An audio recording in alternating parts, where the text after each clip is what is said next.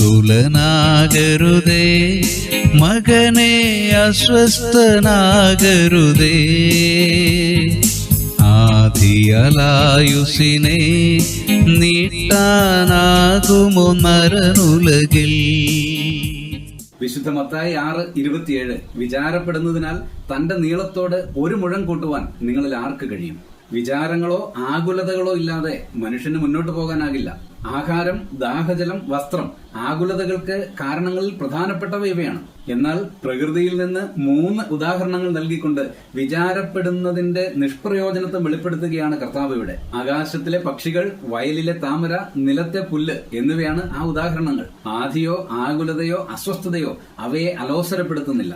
പ്രിയമുള്ളവരെ, സ്വർഗസ്ഥനായ പിതാവ് ഇവയെ ഇவ்விധം മനോഹരമായി പരിപാലിക്കുമെങ്കിൽ തന്റെ മക്കളായ നമ്മെ എത്രയധികം പരിപാലിക്കും. പ്രാർത്ഥിക്കാം.